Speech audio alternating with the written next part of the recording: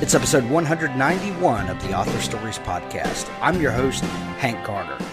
Well, thanks for joining me again for the Author Stories Podcast, where I bring you the story behind the stories and the storytellers. Today, I'm really excited to have a fellow Mississippi writer on the show with me. Merle Temple is here to talk about his series of books and some awesome news that he's had about that, and writing the kinds of stories that he does. Welcome to the show, Mr. Temple. Oh, thanks. Great to be here. I begin each show with the same question, and that question is, what is your first memory of wanting to be a writer or a storyteller? Oh, gosh. Probably if I went way back, it would probably be when my grandmother, Pearl, who I keep her real name in the books, because she was a great storyteller in the tradition of the Old South, and that's how they asked me when I was in Hollywood doing interviews in Beverly Hills. They said, "What is it, about Mississippi? Something in the water, all these great writers coming out of Mississippi." And I said, "Well, we revere the art of storytelling, and that's how generations, would pass down stories and tales of yesteryear and keep history alive in subsequent generations." And so I guess probably, sitting at, Pearl's knee and enjoying some of that good King Leo peppermint that she always kept handy. She dispensed love and peppermint, which to her were one and the same. Right. And she would tell me all these stories, of her family and her father, who was in the Civil War, and just how it used to be in the rural South, and just different times. And suddenly those stale and sometimes dry and boring maybe things we read about in history books, they suddenly came alive. They were real people, and you had a connection to people, and you realized, there was something before you, and so I would guess probably, that's when I got the first inklings of the power of storytelling, and as she did, using words to uplift and edify, and not to bring people down. And heavens knows we have enough of that today in the world, and a lot of anger in the world now. And so I guess that's it. And then throughout my life, I began to write. I don't know if it was very good or not, but I would write different things and essays. And then later, I began to write, in my work. I'd write op-ed pieces, technical papers, and even later when I lost my mind, speeches for political candidates. And and people would tell me, you have a gift, a way with words. You should write the great American novel someday. And so I finally decided to do that.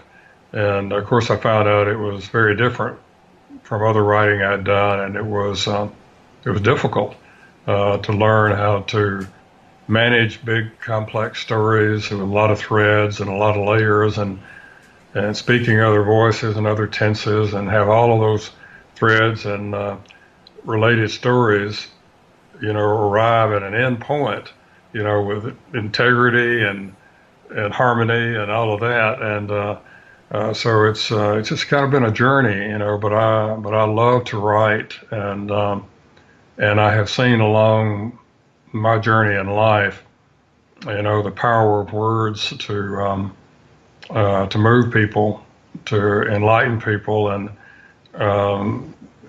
to uplift people, and that's what I try to do. And when I first had the first draft of A Ghost a Shade of Pale, which was the first book that I tried to write.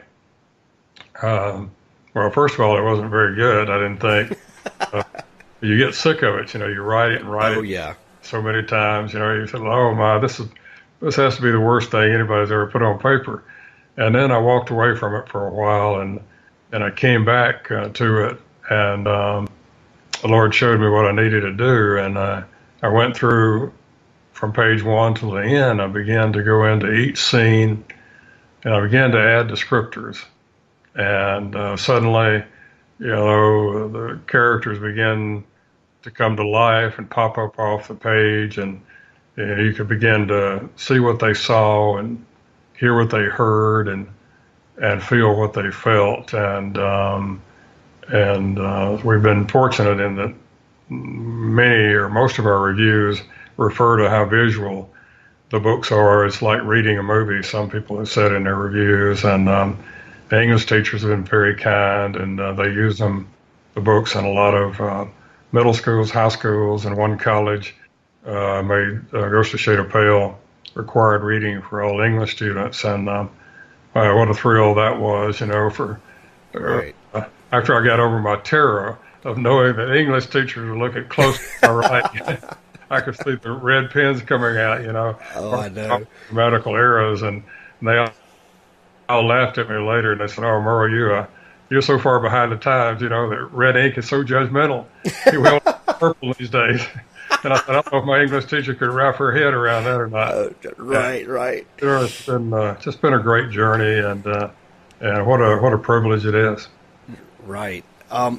Let's talk just a minute before we dig into the books, because we want to get all into them in just a minute. But I'm also fascinated by the journey that people take before they decide to write that novel and publish. What did you decide to do for a career? Obviously, you like me were born and ingrained into this great tradition of storytelling like we have in the South, and especially in a state like Mississippi. But what did you decide to do for your career before you got bitten by the bug? Oh, well, I've done many things in my life. What I wanted to do from an early age, may sound foreign to some people who may listen to this now who are not of my generation, but when we were growing up, in 50s and 60s, TV was not like it is now, and all the right and wrong, black and white on the TV shows. The heroes were pretty straight down the line, and good versus evil. And so my heroes from an early age were, like Superman and Elliot Ness and the Untouchables and the Lone Ranger and all those marshals and everything, sheriffs that wanted to clean up Dodge City, and Right. and rescue damsel in distress and slay dragons. And so I grew up wanting to go into law enforcement, and about a week or two after I graduated from high school in Nettleton, Mississippi in 1966, I caught a train in Corinth, Mississippi, and rode all night and arrived in Washington at Union Station to be a fingerprint technician for the FBI. And that was quite an adventure, just living in D.C., young guy, jumped out of the nest and did that. That was an adventure and education in itself. But I came home also to go to college, and I majored in criminal justice at Ole Miss, and went on to get my bachelor's and later my master's degree there. And so I interned as a deputy sheriff, which is the foundation for my latest book, which is a prequel to the original series,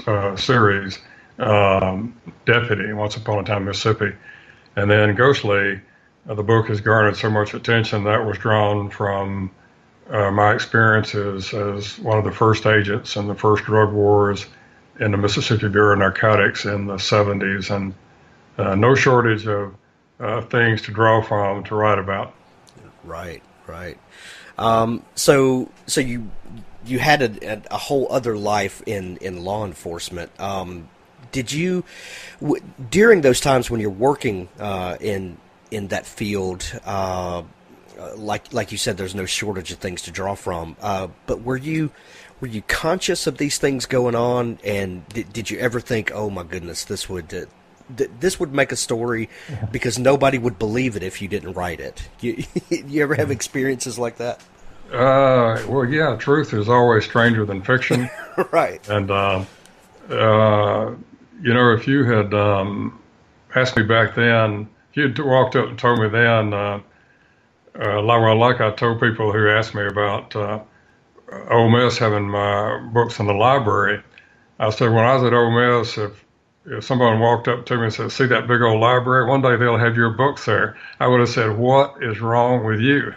and it's kind of like that when you're living things. You're in the moment, and you're just trying to survive. And of course, I was almost killed many times, and I was just over in the Delta of Mississippi this week, speaking to some library groups and recounting some of those harrowing tales of yesteryear, and people are quite moved by them, and some people still believe things like that didn't happen in Mississippi. And that's part of the books, is to educate people. Part of the reason I write, to tell people how it really was, how it really is, and it's never quite like it's presented to us in the media. And and also to round out my background for storytelling, I went into, I had to leave law enforcement after I investigated a corrupt governor, and I went into the corporate world, and I thought surely then I was leaving behind the gangsters who tried to kill me and all of that. But I found out the unholy trinity of politics, crime, and business was something else, and that the gangsters I dealt with were just choir boys compared to some of the corporate and political criminals that I encountered. And then also in the midst of all that, I totally lost my mind, and I went into high-level politics and got into all kind of adventures and misadventures there, and met a lot of the iconic figures from the 20th century, but all good, bad, and tragic as it was, all fodder for a novelist in his old age. That's right. That's right. You write, your books are set in North Mississippi, where you live, and the one thing that you can really tell a Southern writer sometimes, because place becomes almost a character. The setting and the people and the attitudes and things like that all kind of become part of the tapestry. And when someone who can effectively translate the feeling that you get from a place onto the page is a real artist and craftsman, and you pull that off in the pages of your books. But when you're writing about a place like Mississippi that has such people have such strong opinions about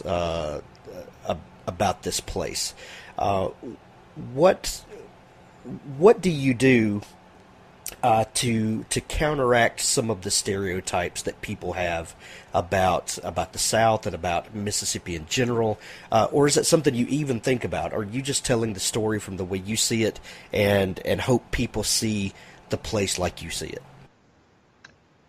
Well, I think about it sometimes, but it's secondary. I'm there to tell the story the way it was, and to do it as well as I can. And I don't get into the other too much. I mean, I'm aware of some of the stereotypes and some of the perceptions of the state, but I want to bring everything down to the ground level. Human to human interaction, not these cliched things that you read, and I try not to slant my writing one way or the other, and just try to present good human interest stories, and where where readers will come away, satisfied, feeling like they learned something maybe that they didn't know. And we get notes, so many notes from people who've read the books, and so they came through them at a critical juncture in their life, or they followed Michael, the central character, based on me in the books, and they round a bend with him, and sometimes they'd kind of bump into themselves, from long ago, and then they'd say, I never knew anyone felt that way but me, and that's what these notes that we get are sometimes pretty tender, and then they keep me going, and sometimes they make me cry. They're so tender, and because when I wrote my books, I thought, well, maybe my friends and family, take pity on me and buy them, and Ghostly is now the all-time best-selling novel in the Barnes and Noble store here for North Mississippi, and who would have thought that? Not me. And Right.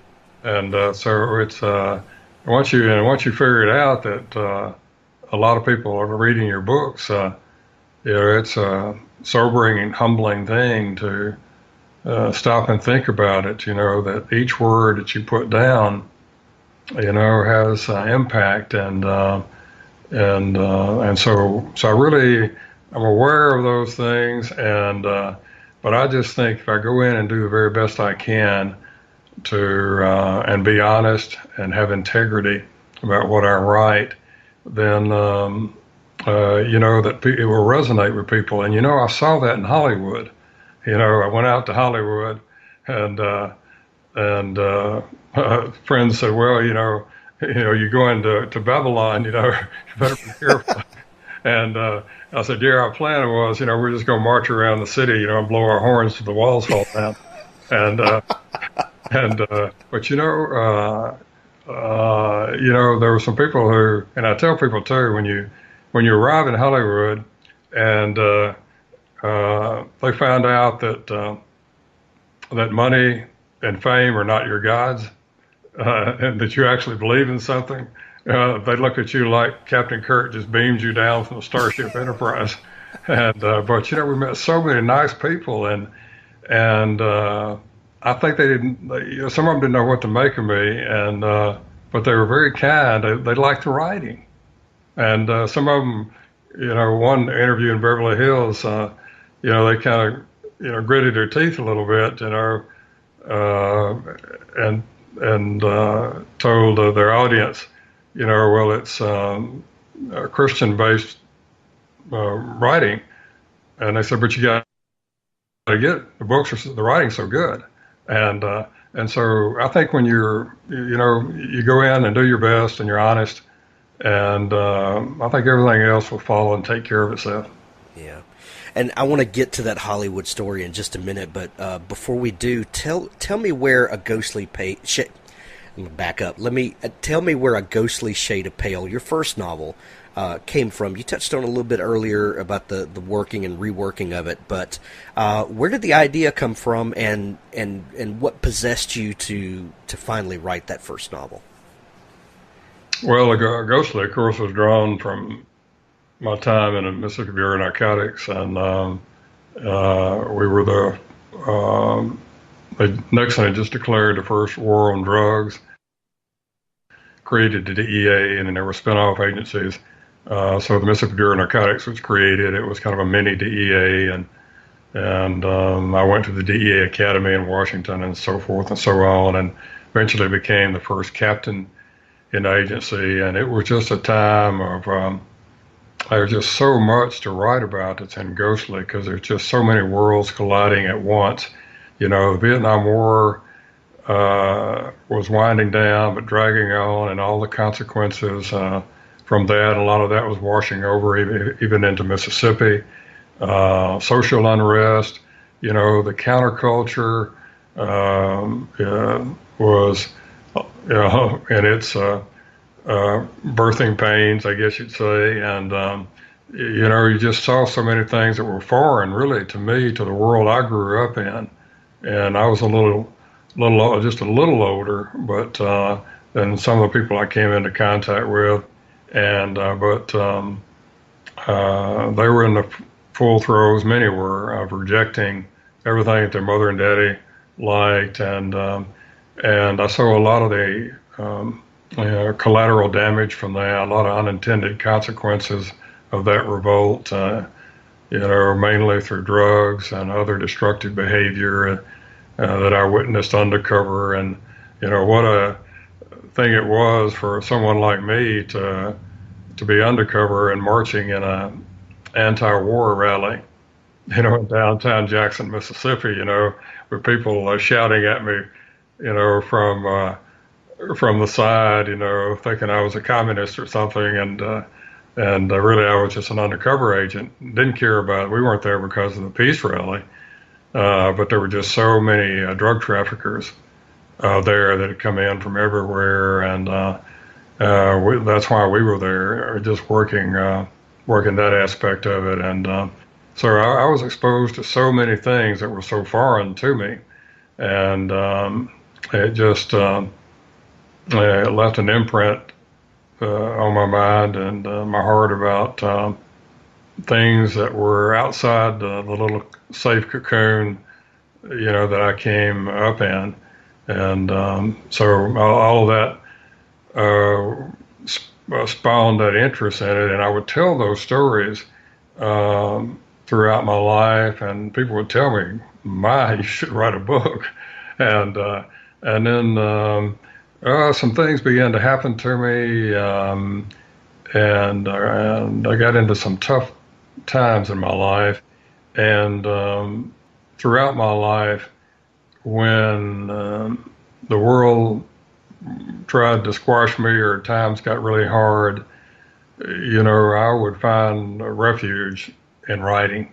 And so I think during some of those tough times, that's when I began to start making notes and began to put down the first outlines of Ghostly, which I would add that I hand wrote. I don't do that anymore.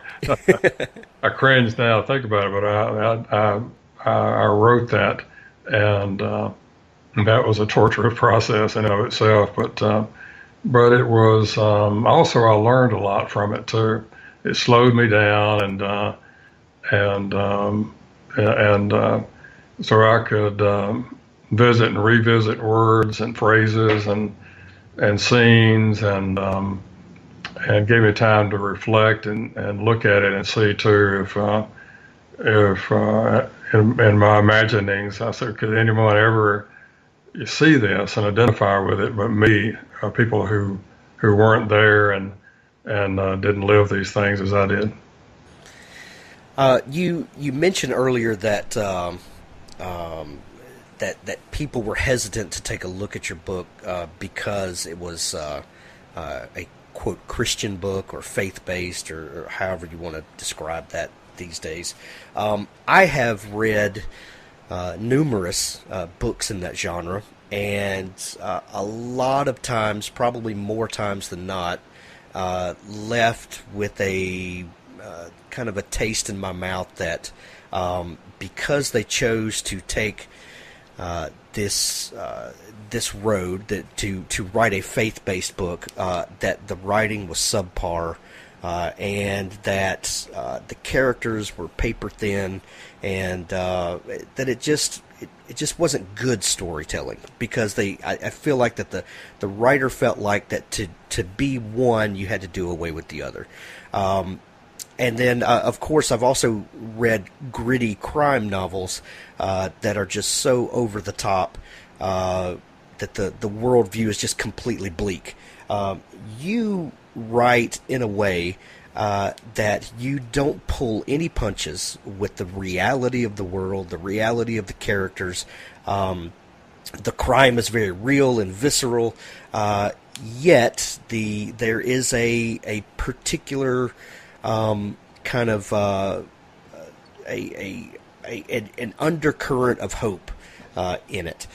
Was that something that you consciously wrestled with, or is this just Merle Temple coming out in the writing? And if someone is thinking about tackling a book like this, what advice would you give them to stay true to their beliefs and their worldview while telling an honest story? Well, thanks. I think it's sometimes it's a tough line to walk for any writer, but and early on, and I didn't want to write a book or books that would be, well, I wanted to be both entertaining and enlightening at the same time, and so. It's a blend, and it's like preparing the stew, and you keep sampling it and sampling it. Like my wife brought me a dish that my uncle had made, and our family was all coming in for a holiday gathering, and she kept bringing me the ladle and saying, "How about now?" And I said, "Well, I think it needs a little more pimento." And she came back, and I said, "Well, maybe a little more onion." And so, and finally, you have the finished product and the stew, and it's a good blend. And I hope that's what I've done, and that's what a lot of people have written that I have done. That and some people, and so many people read the books who would never pick up anything remotely, labeled Christian. And because they have this strong bias against it, and certainly, I picked up those books that you have too, and I mean, I love all authors, and I tell them, that pursue your dreams and just try to get better at it. Right. But sometimes I pick up some of the books, and it's everything is telegraphed, pretty, and it's heavy-handed maybe now and then, and the character development may be a little thin, and but I love them all, and certainly don't think I'm the be-all and end-all expert on anything. Still learning the craft myself, as we hope we all do, try to get better. But early on, when I had the first outline of Ghostly, I sent it to some people in the industry, and they said, "Well, this is pretty good, but you need some neon in it."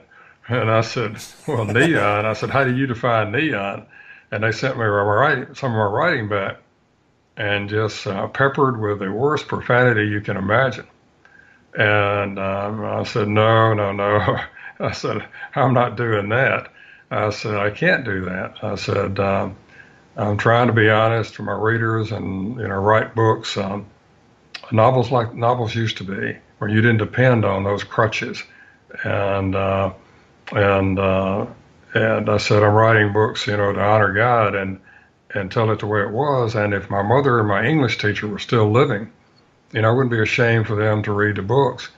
And so I stuck to my guns, and I had some people, debate with me a little bit and say, "Oh, well, it's absolutely essential to use the language of the street and all that kind of stuff." And I said, "Oh, no," I said, "it's really not." I said, "We have plenty of descriptors at our command to paint pictures with." And I said, "Unless you're just trying to be, salacious or titillating or whatever, I said, and plus I said, all of that's been used so much now and overused. I said, people are numb anyway. They're not shocked to anything you put in the books like that.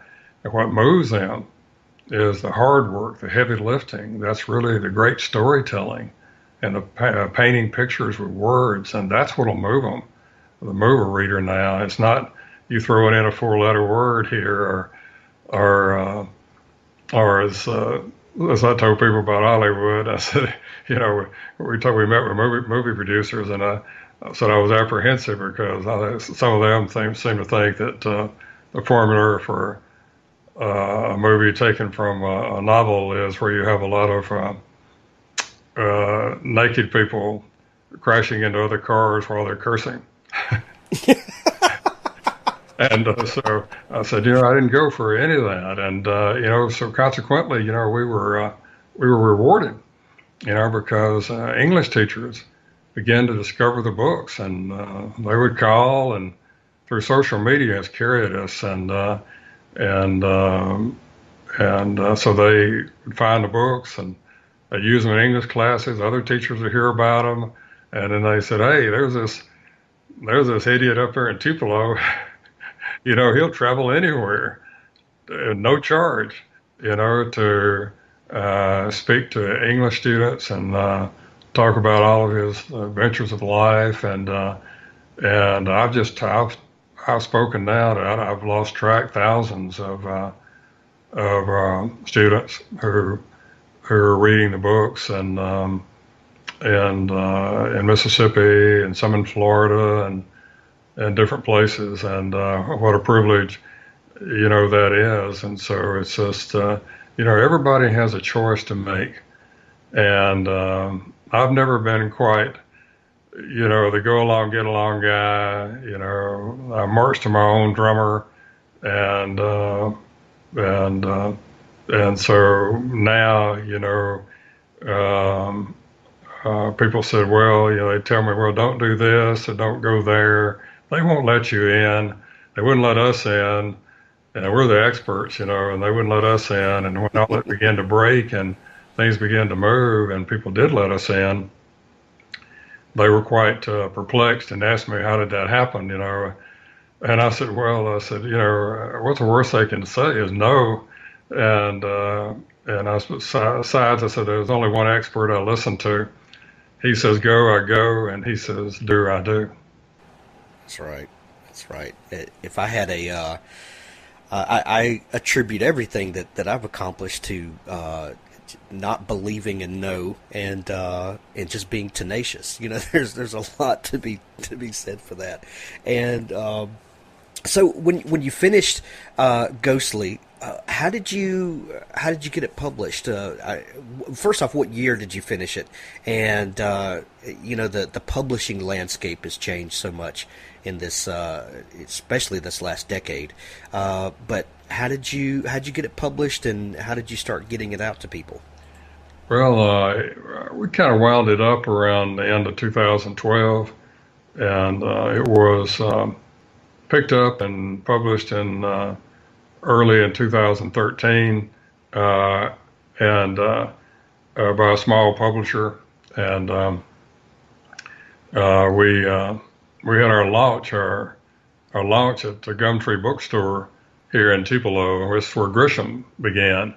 Mr. Jack Reed Sr., who's gone now, he took a chance on Grisham when Grisham was selling his books out of the trunk of his car, if you can imagine. Right.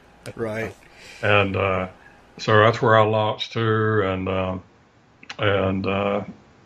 so they told me, some of the experts, not Mr. Reed and them, but others, told me, well, we understand the lay of the land, and you're new, and no one knows you as an author, and so if you sign, 25, 30, maybe 35 books, that'd be doing pretty well here in Tupelo. People just don't turn out. Well, I signed 235 books, and so that got us up on the radar, and the word began to spread, and then just a relentless working of social media, blessings of God, and then the invitation to go to Hollywood. And that jump started it too in a big way. Everybody knew that Criminal Minds, the TV show, had invited us to Hollywood, and they said wonderful things. They'd read the manuscript and had all. Yeah, how did they get a hold of it? Well, I knew Jim Clementi's cousin, and Jim Clementi is a writer producer, Criminal Minds, and really the model for the whole show. Now going, and they've just been renewed for another year, 13 years, I think now, lost track. And wow. And he was the model for it because he was an FBI profiler in a behavioral analysis unit, and also a first responder at Ground Zero, and got cancer from breathing the dust off the towers, and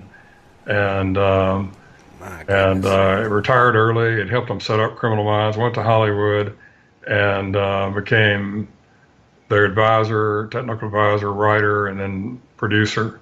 And he's made it big in Hollywood. And so anyway, I sent a note to him. I said, Jim, I said, I know your cousin. And I said, I have this manuscript.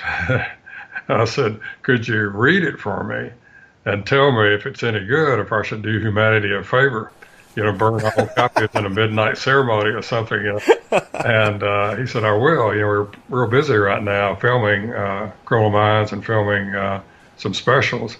He said, but I'll get to it.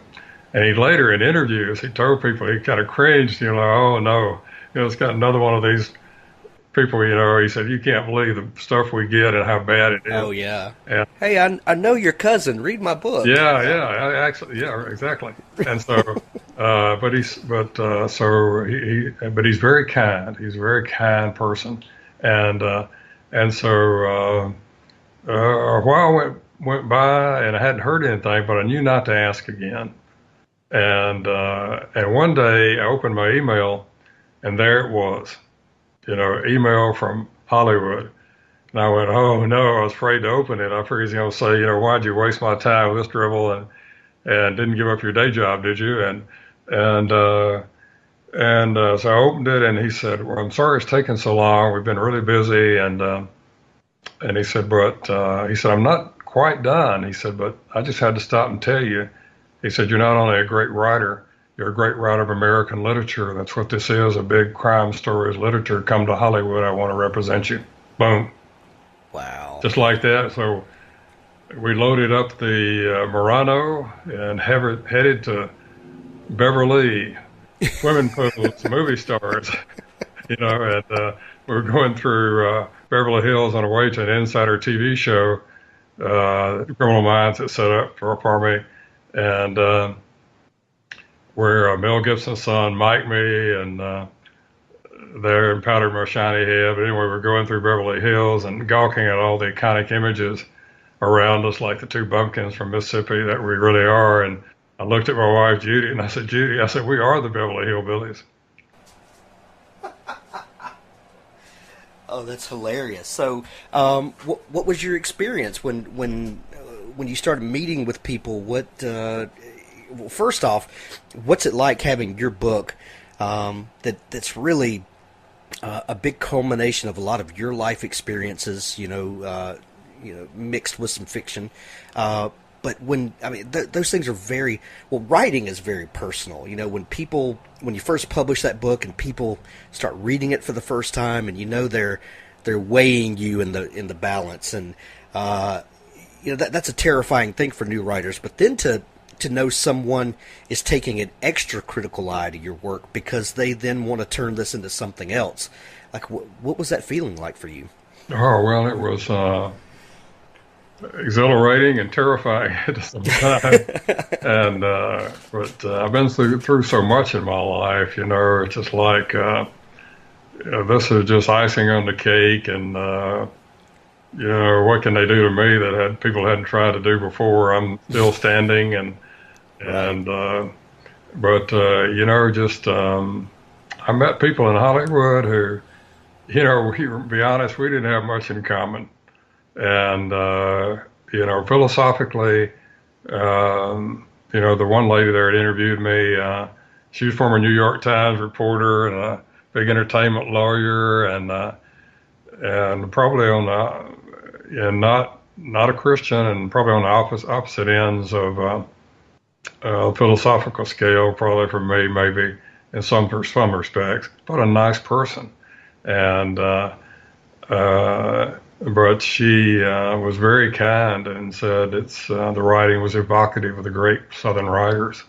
Wow, what a boost that was! And right. And then KKLA, the largest Christian radio station in America, and no one knew me, and they invited me, gave me an hour of drive time to talk to Southern California, and that was purely a God thing. And they talked about how it came about on the air, and then a day or two after I was on KKLA, we signed. We weren't in any bookstores or any chains or anything then, and I was begging consignment sales, wherever I could. And friends of mine in Lifeway bookstores in Mississippi had contacted a store out in the edge of LA and said, this guy knows how to sell books and never meets a stranger, and you should take a chance on him. And they did. And so people had heard me. No one knew me, and I was a long way from home. But people poured in the bookstore had heard me on KKLA, and we signed 100 books there. Wow. That was more than anyone ever had at that Lifeway store except Charles Stanley. And I said, well, Brother Stanley's been on TV for 60 years. Right. That's a pretty good company to be in. And Right. I went up to Malibu and signed, and or went out to dinner with producers of Saving Private Ryan and signed books with the cast of Criminal Minds and Major Crimes. And I tell you, it was just we stayed out there for 2 or 3 weeks, and it was just quite an adventure. And not in a place that I ever want to live, but it was a grand and glorious adventure. And now, we signed the contract, last month with XG Productions, and that's a culmination of all that work that began 4 years ago. And so they're going to pitch it for a TV series, and so we're thrilled about that. And XG has already placed three series this year alone on 3 different networks. So they're very successful and very connected. And somebody out there, some guy they say you have to have on your side, has read Ghostly, and he calls it John Grisham meets True Detective. And he finds the idea of Michael as a Christian intriguing. Love that word, intriguing. And, Right. But their marketing plan is they're telling the networks, look, we can marry and merge to huge audiences, Christian viewers and crime lovers, and they think that's what I've done successfully in the books, and they think that will translate into a successful TV series. And they've already started telling me, who they see Michael as. When they see Michael, these actors, Sam Worthington was one of them. They said they see him, and people ask me, well, who would portray you? And I said, well, I don't really know any of these young actors. I said, of course, it goes without saying, it have to be somebody extremely handsome.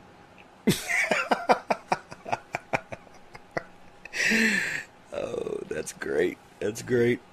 So you followed up Ghostly with 2 other novels and a prequel. What is it about Michael Parker, your main protagonist, that you think people love so much? Oh, I think, I get so many letters and notes and comments from people, and they have the people who get into the books and read them, or read most or all of them. They have a great affection for Michael. And The Last of the Boy Scouts, imperfect, quixotic, tilting at windmills, and so naive and trusting at first, and then almost killed many times. This last of the Boy Scouts, battered and bruised and abused by the world, and yet he perseveres.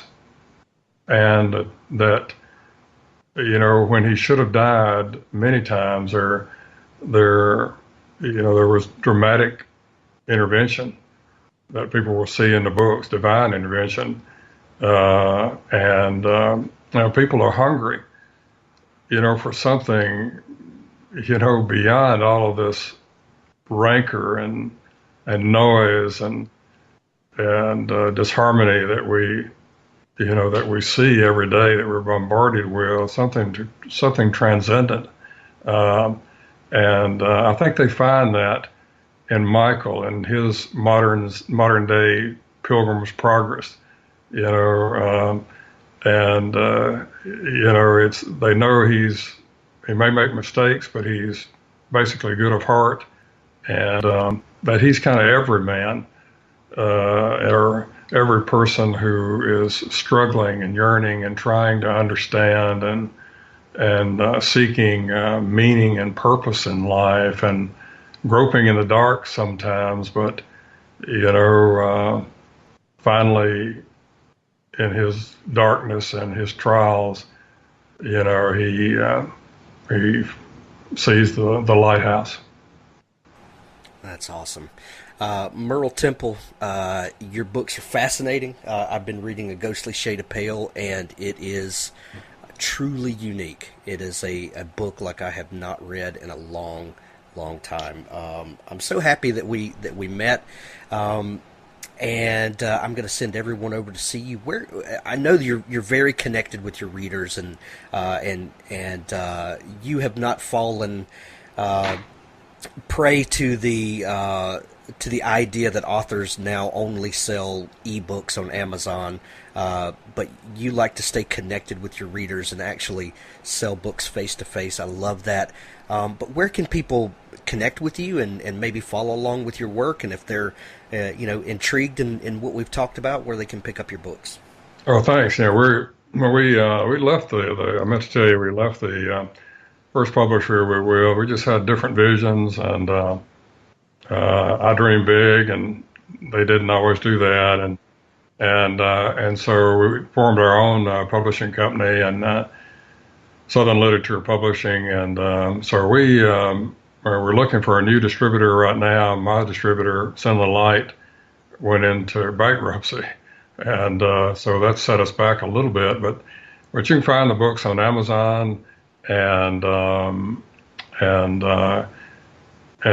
other outlets. But if you want signed copies, you can go to www.merletemple, MERLETEMPLE.com, and those come to us, and people who can't catch us on the road, where we stay a lot, visiting with people, as you say, and hearing stories and getting to really know people. We spend a lot of time with people in book signings and actor presentations. I speak to churches, schools, civic clubs.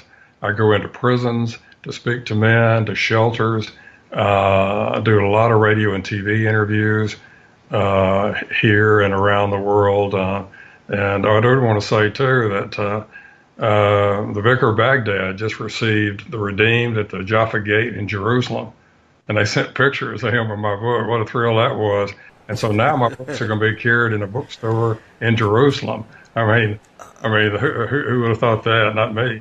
And so, and people follow me friend me on Facebook, catch me on Twitter or something. But now I'm on Instagram too. Granddaughter says, Mr. Merle, you want to go after younger people, you need to get on Instagram. And so, but friend me and follow along with me, and I think you'll.